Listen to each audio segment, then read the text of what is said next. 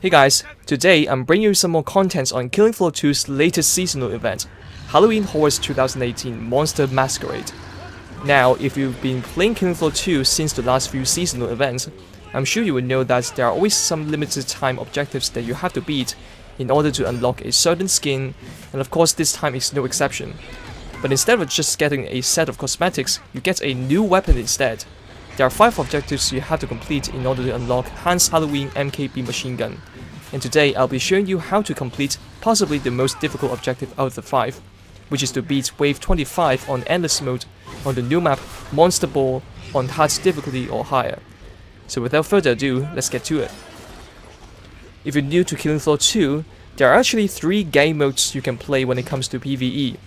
There's the traditional survival mode, in which you kill Zeds and a final boss in a 5-wave, 8-wave or 11-wave game. And then there's the weekly mode, which is basically an 8-wave survival game with a weekly challenge consisting of a set of rules and special mechanics. Sometimes the Zeds shrink as you damage them, sometimes you get a crap-ton of quarter pounds on every wave, sometimes the Zeds have extra large head. And finally there's the endless mode, which is just like what you think. You can play however many waves you want, but usually to unlock achievements and stuff you need to beat 25 waves. You fight a randomly chosen boss once every 5 waves, and the Zeds become faster and gets new attacks you will otherwise only see on higher difficulties. Occasionally, the game would also switch it up a little bit by applying game mechanics from the weekly game mode, or only spawn one specific set type for that wave, so things can sometimes get chaotic real fast, especially if you play online. Now going back to the Halloween events, there's this objective called Party All Night Long that requires you to beat Monster Ball in the endless game mode on hard difficulty or higher. You might be looking at this description and be like, oh shit, hard difficulty and 25 waves, no way I'm doing this. But actually when it comes to difficulty scale, KF2's normal difficulty is more like KF1's beginner difficulty. So by extension, hard should actually be the regular difficulty. I guess Tripwire probably downgraded the difficulty just to make everybody feel better about themselves. And of course, being a scrub myself, I'll be doing this on hard difficulty, and I'll start off the game with my level 25 Berserker. You don't need to be at max level, I think 10 is already good enough to play on hard, and 15 to 20 for suicidal. You also don't need to play as Berserker, but the reason why I choose this perk at the start is because you want to save up money as quickly as possible in the first 4 waves or so. If you have to spend money buying ammo every wave, you might not have enough money to buy the top tier weapons. But why do you want to get those top tier weapons early on? The answer is simple. You'll already be fighting a boss on wave 5, so if you're still rocking your shitty Mach 10 or Medic SMG on wave 5, you'll have a bad time. Not saying it's undoable, you'll just run out of ammo really quickly and have to run around waiting for ammo to spawn. But as a Berserker, you won't have this problem. I'll elaborate on this when we get to it. Here's my skill tree for Berserker. I go with Skirmisher for the first skill because I like the extra mobility and damage output, and health regen is really nice against damage over time. I go with Butcher next because 4 HP per kill really isn't that much, and I'd rather get the extra damage. The next skill is kind of a toss-up. I go with Resistance because together with Skirmisher, my Berserker becomes really hard to kill. It is also really good against bosses and is in general a really solid skill. But you can also make an argument for parry. Overall, it's really just up to personal preferences. After this, I go with Smash because usually when I play as Berserker, I want to prioritize the more dangerous Zeds with my heavy attacks. But for this objective, it really doesn't matter which you pick. And finally, for the last skill, I go with Spartan because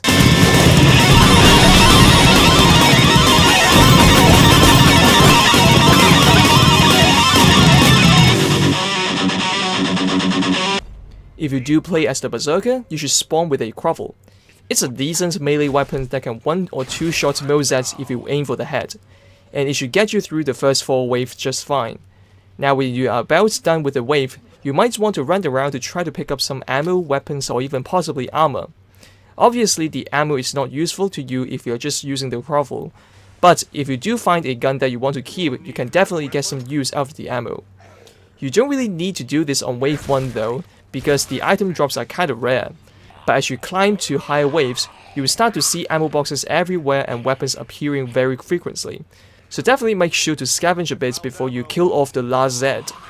You might get lazy with the scavenging, but trust me, it's really easy on hard difficulty, and picking up extra weapons and ammo goes a long way in guaranteeing a victory by helping you purchasing those really strong perk weapons.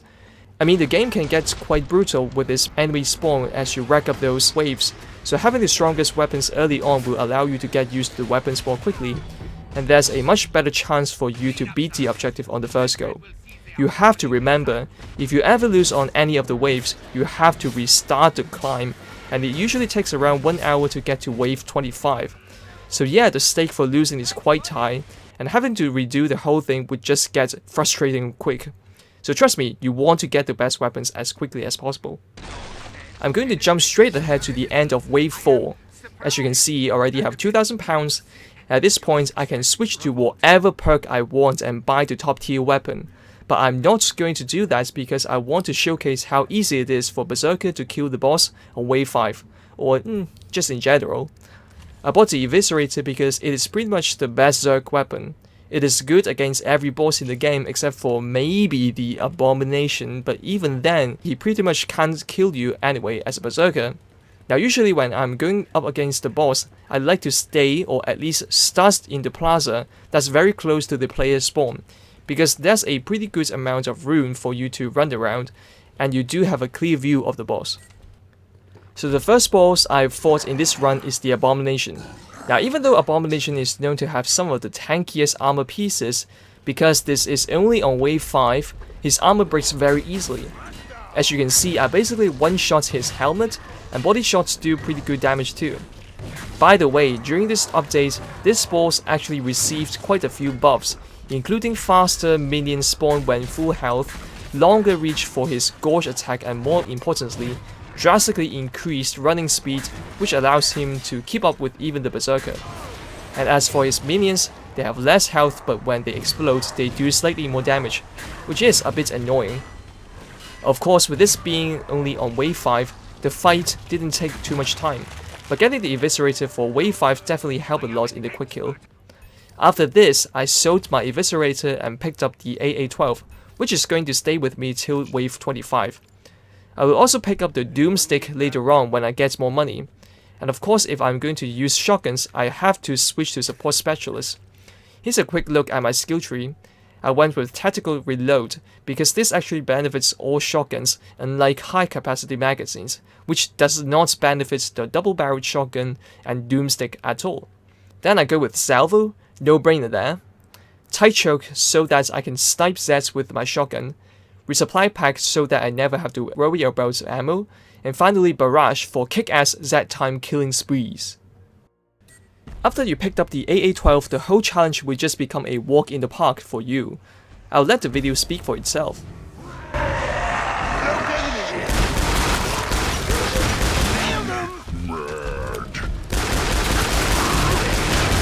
Twitch, ass face.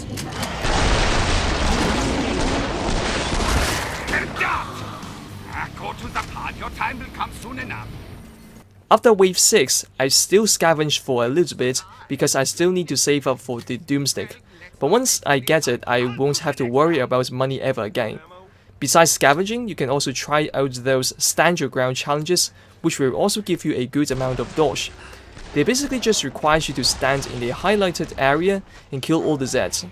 As you can see here, I'm doing this challenge on wave 7, and upon completion, I will receive £450 if I never stepped out of the area.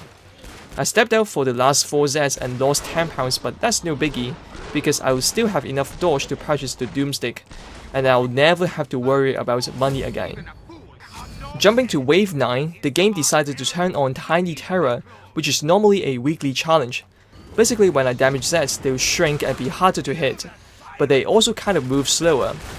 This challenge is probably one of the easiest you can get, and the only difficult ones will be Bobble Z if you don't have a shotgun, Cranium Cracker if you are bad at aiming for the head or if you don't have a shotgun, and Pandemonium if you don't know how to kill quarter pounds quickly, or if you don't have the AA-12 or the Doomstick. Now there is also a Stand Your Ground objective active, but I don't really care about it because I don't need the extra money anymore. On wave 10, I had to fight Hans. In this update, he is basically a levitating Dracula with floating machine guns, and of course those machine guns are what we are trying to unlock for the event. Hans is just looking fucking fabulous in this update, and I really like his reskin. Of course this is only on hard, I didn't even bother dodging the bullets and melee attacks. I have an AA-12 and my only goal is to get him down to the shield form, then I can just beat down on him. Now something I learned after this fight is that even after Hans dies, if he spawned any grenades, they can still hurt you, as you can see here. Normally you don't notice this on survival mode because the game would have ended already. Jumping to wave 11, I want to show you a tip if you're playing as the support. I usually like to camp in the corridor near the plaza that leads to the mystery door. Of course the mystery door is what you have to open in order to unlock the Death's Door achievement. But yeah, I like to camp in this corridor at least at the beginning of the wave because if you're lucky, you can get Zeds to spawn from the bridge, drop down and walk towards you in practically a single file. And that's great because as a support specialist you have a crap ton of shotgun penetration. I mean look at this is just not even fair to the Zeds. Another tip I want to give you is that if quarter pounds spawn, identify where they're coming from first, enrage them, then freak out and throw away all your grenades. This usually works really well if they are grouped together. You can just see how quickly they died. This never gets old.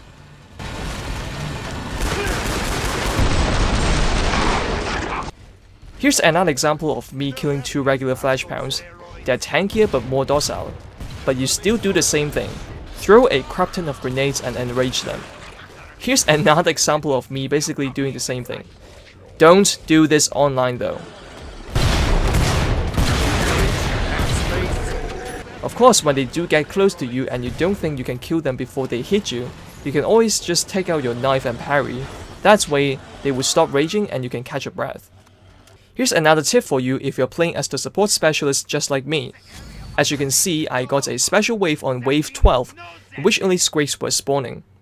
If you are a really new player, you might not know how to kill them quickly, but basically if you have a double barrel shotgun or the ridiculous doomstick, an odds fire in the head will just one-shot them.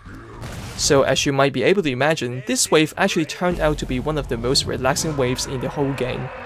On wave 19, the game gave me the Bubble Z challenge, in which all Zeds have a hideously large head, and they do gain extra head health. If you're playing as support, this challenge would be a piece of cake to you, but not so much if you're a medic or a SWAT, I would imagine. On wave 20, I fought King Flashpound. He fights just like regular Flashpound, except once his health gets low enough, he will raise his shield and start doing a laser attack. Remember that he used to only do one laser attack, but I guess they have changed it? I haven't played the game at all before the seasonal events, so I really don't know. But yeah, just crouch and you'll be fine. Oh, and also quarter pounds spawn every once in a while, so make sure to kill them first because they can be quite annoying. Now I didn't record much from wave 21 to 25, but it's pretty much the same. But I do have some short clips that I will piece together for you to enjoy. But yeah, hopefully after watching this video, you'll know what to do when you actually get your hands on this objective. It's really not that difficult. But this will be it for the commentary. Thanks for watching and hopefully I'll see you again in the next video. Bye guys.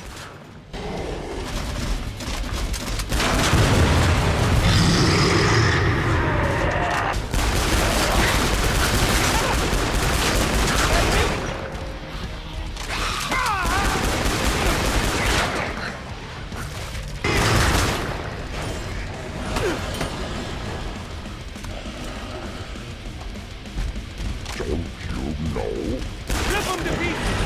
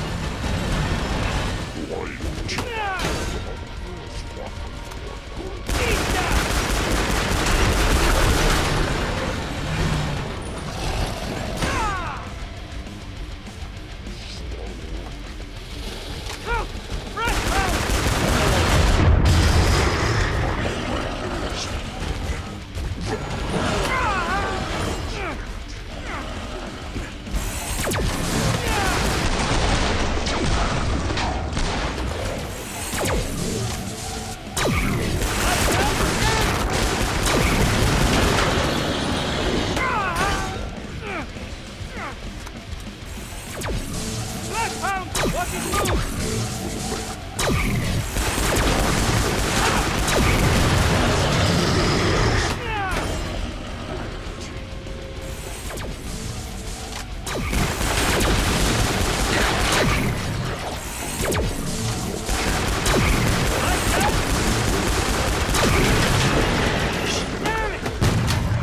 My hypothesis that you are terrible has not been disproved yet. More testing is needed.